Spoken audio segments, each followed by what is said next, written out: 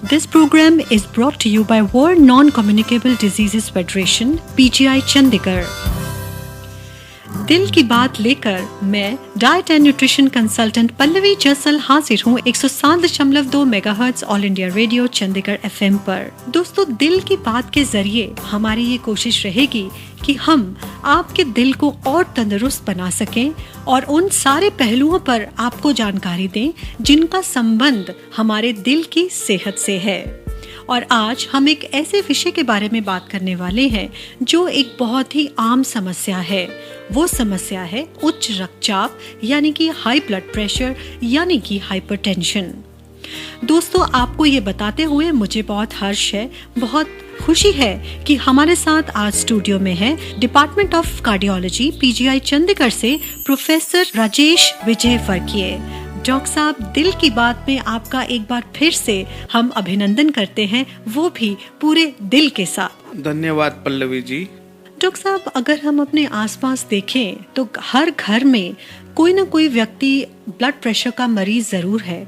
आमतौर पे लोग कहते हैं कि मेरे को ब्लड प्रेशर हो गया, लेकिन डॉक्टर साहब, आज के प्रोग्राम में सबसे पहले तो हम आपसे यही जानना चाहते हैं कि ब्लड प्रेशर और हाई ब्लड प्रेशर क्या है और ये कितनी बड़ी समस्या है हमारे क्षेत्र में। मैं सबसे पहले ये बताना चाहता हूँ कि ब्लड प्रेशर में 2 रीडिंग होती है। एक सिस्टोलिक ब्लड प्रेशर जो ऊपर वाला ब्लड प्रेशर होता है, एक डायस्टोलिक ब्लड प्रेशर जो नीचे वाला ब्लड प्रेशर होता है। तो ब्लड प्रेशर जो कि हायर साइड में है, हाइपरटेंशन जिसे हम कहते हैं, उसमें ब्लड प्रेशर 140/90 से ज़्यादा होना चाहिए। तो नॉर्मल बंदे का ब्लड प्रेशर इससे कम हो तो वो नॉर्मल ब्लड प्रेशर है, अगर इससे ज़्यादा है तो वो हाइपरटेंशन है। और अगर किसी को हाइपरटेंशन है तो उसे फिर कंट्रोल करना पड़ता है। पल्लवी जी, जैसा कि आपने पूछा कितनी प्रॉब्लम है, इंडिया में 20 से 30% अर्बन पॉपुलेशन हाइपरटेंशन से ग्रस्त है। ये बड़ी मेजर प्रॉब्लम है और इसको कंट्रोल करना बड़ा जरूरी है। डॉक्टर साहब, आजकल जैसे कि आपने कहा कि खास करके अर्बन पॉपुलेशन में हाइपरटेंशन के ज़्यादा रिस्क रहता है, लेकिन डॉक्टर साहब ऐसा क्यों है? और इसी के साथ आप हमें उन रिस्क फैक्टर्स के बारे में भी बताइए जो कि हाइपरटेंशन का कारण बन सकते हैं। सबसे पहले मैं ये बताना चाहता हूँ कि हाइपरटेंशन का रिस्क क्यों बढ़ रहा है। इसके बहुत से कारण हैं, उसमें से कुछ कारण ये है। एक अर्बनाइजेशन, जिसमें कि आप पैदल चलने की जगह व्हीकल को यूज़ कर रहे हैं, स्कूटर पे या गाड़ी में जा रहे हैं। फिजिकल एक्टिविटी बड़ी कम हो गई है। ओबेसिटी बढ़ रही है, वजन बढ़ रहा है, कैलोरी का इंटेक ज़्यादा है और कंजम्पशन, उसका यूज़ कम है। इसके अलावा काफ़ी कुछ स्ट्रेस भी कंट्रीब्यूट करता है हाई ब्लड प्रेशर के लिए। एक एजिंग पॉपुलेशन भी हो रही है। मेडिकल फील्ड की प्रोग्रेस की वजह से कई बीमारियों को एडवांस स्टेज में भी कंट्रोल कर लिया जाता है। इसकी वजह से आजकल जीने की उम्र बढ़ गई है और वो उम्र ज़्यादा होने से भी ब्लड प्रेशर का इंसिडेंस ज़्यादा हो गया है। रिस्क फैक्टर जो ब्लड प्रेशर के लिए हैं वो इस तरह से हैं कि अगर आपकी एज मेल के अंदर 55 साल से ज़्यादा हो और फीमेल में 65 साल से ज़्यादा हो तो वो एक रिस्क फैक्टर है ब्लड प्रेशर। अल्कोहल का कंजम्पशन, स्मोकिंग करना, ये दूसरे रिस्क फैक्टर हैं। अच्छा, कुछ दूसरी बीमारियां हैं जैसे कि डायबिटीज़, कोलेस्ट्रॉल का ज़्यादा होना, ये भी एक रिस्क फैक्टर है हाइपरटेंशन के लिए। कुछ इंडिविजुअल्स में फैमिली हिस्ट्री होती, माँ बाप या भाई बहन को ब्लड प्रेशर है तो उन्हें भी रिस्क ब्लड प्रेशर का ज़्यादा होता है। फिजिकल इनएक्टिविटी और ओबेसिटी, वजन ज़्यादा होना, ये दूसरे रिस्क फैक्टर हैं जिसकी वजह से ब्लड प्रेशर ज़्यादा हो सकता है। दोस्तों, आज दिल की बात हमारे साथ कर रहे हैं department of cardiology PGI Chandigarh से प्रोफेसर राजेश विजय फरकिये। और डॉक्टर साहब ने अभी हमें बताया कि क्या ऐसे कारण हैं जिनकी वजह से हमारा ब्लड प्रेशर ज़्यादा हो सकता है, जिसमें कि स्ट्रेस एक मेजर कंट्रीब्यूटिंग फैक्टर है। डॉक्टर साहब, आमतौर पे मैंने भी अपनी प्रैक्टिस में देखा है, डाइट के लिए जो लोग आते हैं जिनको हाई ब्लड प्रेशर रहता है, वो कहते हैं कि जब हमें हाई ब्लड प्रेशर होता है तो हमें पता चल जाता है, हमारा सर दर्द होने लगता है और हमारी आंखें भारी हो जाती हैं और हम ये जान जाते हैं कि हमारा ब्लड प्रेशर ज़्यादा है। तो डॉक्टर साहब, आप प्लीज़ हमारे लिसनर्स को बताइए कि क्या केवल यही कुछ लक्षण हैं जिनसे ये पता चलता है कि ब्लड प्रेशर ज़्यादा है या इसके कोई और भी लक्षण हो सकते हैं? ब्लड प्रेशर को ऐसा कहा जाता है कि ये साइलेंट किलर है। कई मरीजों में या कई इंडिविजुअल में ब्लड प्रेशर के कोई भी सिम्टम नहीं होते, इसलिए कई बार ये अनडायग्नोज रहता है और प्रॉपर ट्रीटमेंट भी नहीं होता है। दूसरी बात यह है कि अगर डॉक्टर ने ट्रीटमेंट लिख भी दिया है तो मरीज कहता है कि मुझे कोई दिक्कत तो है नहीं, मैं दवाई क्यों लूँ, सवेरे लूँ शाम को लूँ, तो वो दवाई भी नहीं लेता। तो इसकी वजह से हाई ब्लड प्रेशर के रहने से उसके बॉडी में दूसरे कंसिक्वेंसेस होते हैं और दूसरी बीमारियों का जन्म हो जाता है। उसकी वजह से इसको एक साइलेंट किलर का भी नाम दिया गया है। सिम्टम्स जैसा कि आपने बताया, कुछ मरीजों में हेडेक होना, भारीपन होना इस तरह के हो सकते हैं, लेकिन कोई exact classical symptoms blood pressure के नहीं होते हैं, इसलिए इसको कई बार इनिशियल स्टेज में डायग्नोसिस करना मुश्किल हो जाता है। तो डॉक्टर साहब, जैसा कि आपने कहा कि हाई ब्लड प्रेशर एक साइलेंट किलर है, तो डॉक्टर साहब इसीलिए मुझे लगता है कि ज़्यादा ज़रूरी है इसे स्क्रीन करना, इसके बारे में पता लगाना कि हाइपरटेंशन है या नहीं है, और अगर अनकंट्रोल्ड ब्लड प्रेशर है तो समय रहते उसका इलाज करना बेहद ज़रूरी है। तो डॉक्टर साहब, आपकी क्या रिकमेंडेशन है जिससे कि हाइपरटेंशन को स्क्रीन किया जाए, उसके बारे में जांचा जाए, ताकि इसके दुष्प्रभावों से हम बच सकें? मेरी यहाँ पे यह सलाह है कि 20 साल से ज़्यादा उम्र पे एक बार ब्लड प्रेशर जरूर चेक कराएं। उसके बाद हर 5 साल के अंतराल में ब्लड प्रेशर का चेकअप कराएं।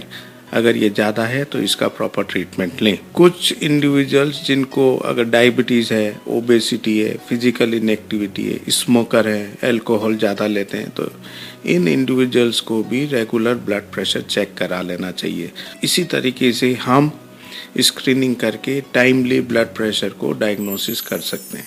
दोस्तों, world non communicable diseases federation PGI Chandigarh के सौजन्य से आप सुन रहे हैं दिल की बात, और आज हमारे विशेष अतिथि हैं डॉक्टर राजेश विजयवर्गीय। तो डॉक्टर साहब, अगर कोई पेशेंट आपके पास आता है हाई ब्लड प्रेशर के साथ, तो उसका मैनेजमेंट करने के लिए आपकी क्या अप्रोच रहती है जनरली? सबसे पहले तो हम ये देखते हैं कि उसका ब्लड प्रेशर ज़्यादा है या नहीं है। उसके लिए कई बार 2 से 3 रीडिंग लेनी पड़ती है, 5 से 10 मिनट का रेस्ट लेना पड़ता है। मरीज को ये बताया जाता है कि तुम्हें आधे घंटे पहले चाय या कॉफ़ी नहीं लेनी चाहिए या स्मोकिंग नहीं करनी चाहिए, क्योंकि इन चीज़ों से ब्लड प्रेशर ज़्यादा हो सकता है। 2 या 3 विजिट पे अगर ब्लड प्रेशर ज़्यादा है तो फिर हम लेबल करते हैं कि ये हाइपरटेंशन है, अदरवाइज उसको हाइपरटेंशन हम लेबल नहीं करते। इसके अलावा ये और देखते हैं कि उसके कंसिक्वेंस, उसकी वजह से क्या क्या कार्डियोवैस्कुलर डैमेज हो गए, हार्ट पे, किडनी पे, ब्रेन पे, आइज पे, उसका क्या इफेक्ट हो गया, उसके लिए इवेल्युएशन करना जरूरी है। कई बार ये ब्लड प्रेशर किडनी या एड्रिनल ग्लैंड के डिफेक्ट की वजह से भी होता है, तो उसके लिए भी कुछ टेस्ट हैं वो करने पड़ते हैं जब पेशेंट की फर्स्ट विजिट होती है। तो डॉक्टर साहब, अगर किसी व्यक्ति का ब्लड प्रेशर कंट्रोल में नहीं आता और बहुत देर तक और बहुत ज़्यादा ब्लड प्रेशर रहता है, तो शरीर को उसके क्या नुकसान हो सकते हैं? लंबे समय तक हाई ब्लड प्रेशर रहने से शरीर में काफ़ी कुछ नुकसान हो सकते हैं। अगर आप बात करें ब्रेन की, ब्रेन में स्ट्रोक हो सकता है, ब्रेन में हेमरेज हो सकता है और ब्रेन में डिमेंशिया भी हो सकता है। इससे याददाश्त का कम होना, पैरालिसिस या लकवा होना, जिस तरह की बीमारी हो सकती है। अगर हाई ब्लड प्रेशर काफ़ी टाइम तक है तो इससे आई का विजन भी जा सकता है, दिखाई देना कम पड़ सकता है, क्योंकि रेटिना में ब्लड आ जाता है। अगर अपन हार्ट की बात करें हाई ब्लड प्रेशर करके, तो उसमें हार्ट पे इसके इफेक्ट इस तरह से हो सकते हैं। हार्ट की पंपिंग कम हो सकती है, उसकी वजह से मरीज को सांस फूलना, पैरों में सूजन आना, चलने में दिक्कत आना, इस तरह की दिक्कत हो सकती है। हार्ट अटैक भी हो सकता है और हार्ट का इनलार्जमेंट भी हो सकता है। इसलिए ब्लड प्रेशर कंट्रोल करना बड़ा जरूरी है, जिससे कि हार्ट की प्रॉब्लम को रोका जा सके। तो डॉक्टर साहब, क्या कोई ऐसी कंडीशन है जिसको हम इमरजेंसी का नाम दे सकते हैं, और वो ऐसी कौन सी कंडीशन है जिसमें कि पेशेंट को हाई ब्लड प्रेशर के साथ मेडिकल हेल्प देना बेहद ज़रूरी हो जाता है? आमतौर पे हाई ब्लड प्रेशर OPD में मेडिकेशन के द्वारा कंट्रोल किया जा सकता है, लेकिन कई बार ऐसी इमरजेंसी हो जाती है जिसमें ब्लड प्रेशर काफ़ी ज़्यादा होता है, जैसे कि ब्लड प्रेशर 220/110 या 130 से ऊपर है, और उसमें एक्यूट इमरजेंसी इसलिए हो जाती है कि या तो ब्रेन में कोई हेमरेज हो गया है, या बेहोश हो गया है पेशेंट, या दिल में इफेक्ट होने से उसके फेफड़ों में पानी भर गया है, या गुर्दे फेल हो गए। तो ये ऐसी इमरजेंसी है, उसमें ब्लड प्रेशर को कंट्रोल करना एक इमरजेंसी हो जाती है, और उसके लिए मरीज को भर्ती करना ज़रूरी है, और उसके बाद में वो कंट्रोल किया जाता है। तो डॉक्टर साहब, जैसा कि आपने अभी कहा कि हाई ब्लड प्रेशर को कंट्रोल करना बेहद ज़रूरी है, डॉक्टर साहब दवाइयों के अलावा क्या कुछ और भी मेजर्स हैं जिससे कि ब्लड प्रेशर को कंट्रोल किया जा सकता है? कुछ डाइटरी मॉडिफिकेशन है, खाने पीने में high amount of fruit, vegetables and cereals लें, रेड मीट का उपयोग घट करें, डेयरी प्रोडक्ट और खोए के प्रोडक्ट कम यूज़ करें, साल्ट का इंटेक कम करें, बाहर का खाना जिसमें कि साल्ट बहुत ज़्यादा होता है उसका उपयोग कम करें। इसके अलावा जो कोमॉर्बिड इलनेस है, जो बाकी बीमारियां हैं जैसे कि डायबिटीज़ है, कोलेस्ट्रॉल ज़्यादा है, फिजिकल इनएक्टिविटी है, ओबेसिटी है, इनका भी कंट्रोल करना ज़रूरी है ब्लड प्रेशर के कंट्रोल के लिए। मैंने अपनी डाइट प्रैक्टिस में देखा है कि अगर पेशेंट्स का ब्लड प्रेशर कंट्रोल में आ जाता है तो वो अपने आप ही दवाई की डोज कम कर देते हैं या दवाई लेना बंद कर देते हैं, क्योंकि उन्हें लगता है कि अब तो ब्लड प्रेशर कंट्रोल में है, अब दवाई लेने की ज़रूरत क्या है। तो डॉक्टर साहब, as a super specialist in this field मैं चाहूँगी कि आप हमारे लिसनर्स को इसके बारे में ज़रूर बताएं। ब्लड प्रेशर का पेशेंट कई बार ऐसा करता है कि थोड़े महीने दवाई ली और उसके बाद में बंद कर देता है। ये बड़ा इम्पोर्टेंट है कि वो रेगुलर चेकअप कराए।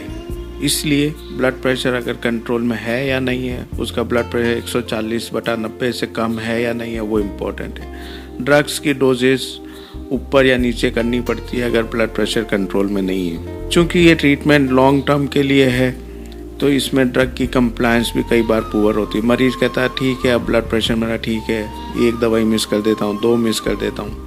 उसके लिए एक रेगुलर फॉलोअप, रेगुलर चेकअप करना ज़रूरी है, जिससे डॉक्टर इंसिस्ट कर सके कि आपको मेडिकेशन रेगुलर बेसिस पे लेनी है। तीसरी चीज़ यह है कि ब्लड प्रेशर के हाई होने से या मेडिकेशन के बंद करने से and organ damage, heart, kidney, brain में डैमेज हो सकता है, तो उसके लिए रेगुलर बेसिस पे इवैल्यूएशन करना ज़रूरी है। इसलिए मैं श्रोतागण को यही सुझाव देता हूँ कि वो दवाई बराबर लें, जैसे मॉर्निंग, इवनिंग या जो भी टाइम में बताया उस हिसाब से दवाई लें। उसके अमाउंट अगर ज़्यादा या कम करना है डोजेस का तो वो फिजिशियन के एडवाइस के अकॉर्डिंगली करें। ड्रग्स की वजह से अगर कोई साइड इफ़ेक्ट है जो आपको लगता है कि इस ड्रग को लेने से ये साइड इफ़ेक्ट हो रहा है, तो वो फिजिशियन की सलाह से आप उस ड्रग को चेंज भी कर सकते हैं। 5 से 6 तरह की हमारे पास दवाइयाँ हैं ब्लड प्रेशर कंट्रोल करने के लिए।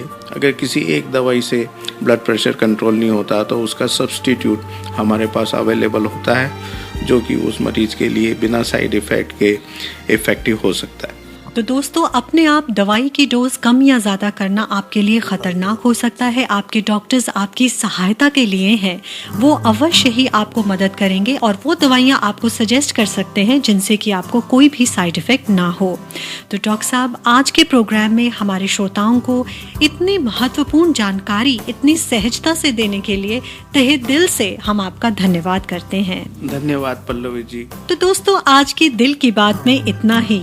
हम आपसे फिर मिलेंगे जल्द ही All India Radio Chandigarh FM पर, और मुझे पूरी उम्मीद है कि जो जानकारी आज हमें प्रोफेसर राजेश विजयवर्गीय ने दी है वो अवश्य ही जोड़ सकती है हम सबकी जिंदगी में कई और वर्ष और भर सकती है जिंदगी उन कई वर्षों में। इस प्रोग्राम को ऑनलाइन सुनने के लिए लॉग इन कीजिए livelifemore.com या facebook.com/livelifemoreofficial पर। So friends, till we meet again, take care and live life more. This program is conceptualized by Dr. Sandeep Jassal, issued in public interest by World Non-Communicable Diseases Federation, PGI Chandigarh.